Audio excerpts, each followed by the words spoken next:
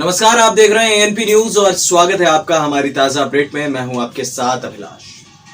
आज सुबह से ही बॉलीवुड क्वीन कंगना रनौत को लेकर तमाम बातें की जा रही थी। दरअसल ये मसला काफी दिन पहले से उठा हुआ था। सुशांत सिंह राजपूत की मौत के मामले को लेकर यहां पर कंगना रनौत लगातार मूवी माफियाओं के बारे में बात कर रही थी और वहीं पर उन्होंने उद्धव सरकार को भी घेरे में लिया था। उन्होंने साफ कहा कि मुझे डर लगता है, मुंबई में मुझे पीओके जैसा लगता है अगर मैं आवाज उठाती हूं तो। जिसके बाद संजय राउत ने एक बड़ी बेशर्मी वाला, जिसे हम कहते हैं, शब्द इस्तेमाल किया था कंगना रनौत के लिए। हम अब लाइव शो में तो नहीं कह सकते।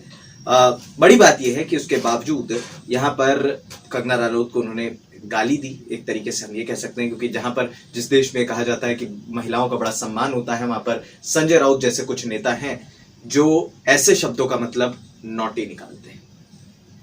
अब संजय राउत से दो सवाल है। क्या मुंबई आपके बाप की है? क्या मुंबई कंगना के बाप की है? या फिर मुंबई इस देश की हर जनता की? सवाल यह भी है कि जिस मुंबई ने बाहें फैलाकर हर किसी का स्वागत किया, ये मुंबई इस देश में कहीं से भी लोग जाते हैं तो अपने अंदर समा लेती है। लोगों के लिए रोजगार का साधन पैदा होता है, लोग पैसे कमाते हैं और यही मुंबई है जिससे लोगों की रोजी रोटी चलती है। अगर इस देश में अभिव्यक्ति की आजादी संविधान देता है तो क्या यह गलत है? इस बीच उस मसले के बारे में अब ज्यादा बात ना करते हुए हम आज की ही बात करते हैं। दरअसल आज सुबह बॉम्बे म्युनिसिपल कॉरपोरेशन यानी कि बीएमसी के काफी लोग आए। पाली हिल्स में कंगना के घर पर बुलडोजर चला, दफ्तर तोड़ा गया और यह कहा गया कि हमने 24 घंटे पहले ही नोटिस दे दिया था। उस नोटिस का जवाब रिजवान सिद्दीकी, जो कंगना के वकील हैं, वो पहले ही दे चुके थे 6 घंटे के अंदर ही। लेकिन उसके बावजूद बीएमसी ने उनकी एक ना सुनी और कंगना के घर पर बुलडोजर चलवा दिया।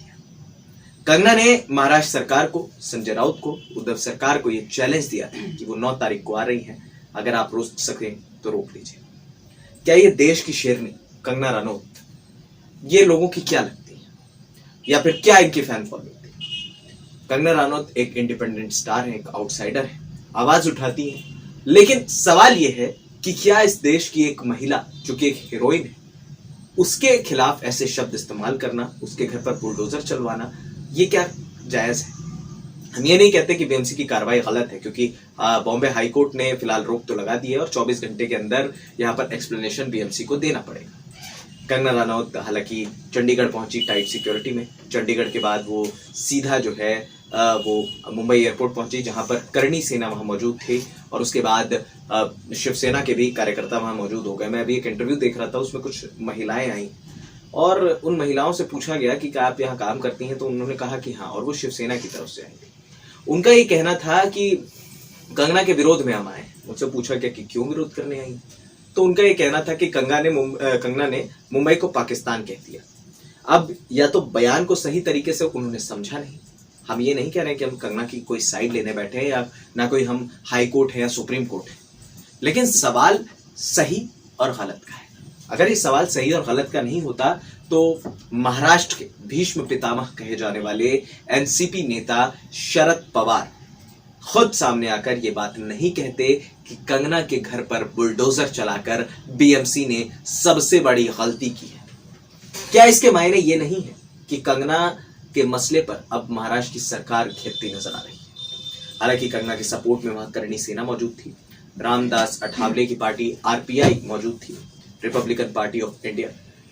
इसके बाद साफ तौर पर कंगना रनौत के घर पर जो बुलडोजर चला है, ये जो हरकतें हुई है, ये बिल्कुल भी सही अभी तक तो नजर नहीं आई। बदले की भावना से इस कार्रवाई को बताया जा रहा है।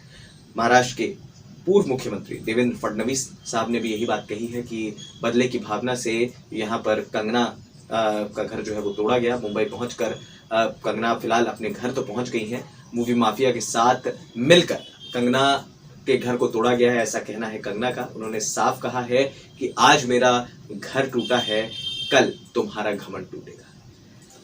संजय राउत साहब ने उसके बाद बयान दिया। बड़ा एक तरीके से हम लगता है कि या तो इस देश की जनता बेवकूफ है, या तो ये नेता इस जनता को बेवकूफ समझते हैं। संजय राउत साहब का कहना है कि कोई बदले की भावना से कंगना के खिलाफ ये मसला नहीं हुआ।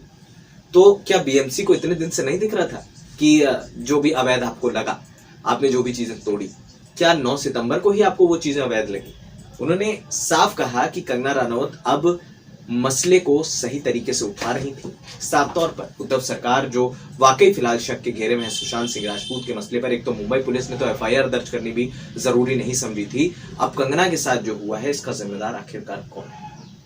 क्या उद्धव ठाकरे की सरकार, या फिर हम यूं कहें कि एक जो ट्रिपल इंजन की सरकार है, क्या वो अब यही चाहती है कि भाई जो भी आवाज उठाएगा या जो भी उनके खिलाफ बोलेगा उनके घर पर आप बुलडोजर चलवा देंगे? और अगर ऐसी सरकार है तो ऐसी सरकार पर शायद भरोसा नहीं किया जा सकता। हम ये नहीं कह रहे हैं कि सेना के सैनिक या फिर शिवसेना के कार्यकर्ता वहां पहुंचे तो उनका विरोध प्रदर्शन करना गलत है। कंगना का जो बयान था वो बिल्कुल सरासर गलत था।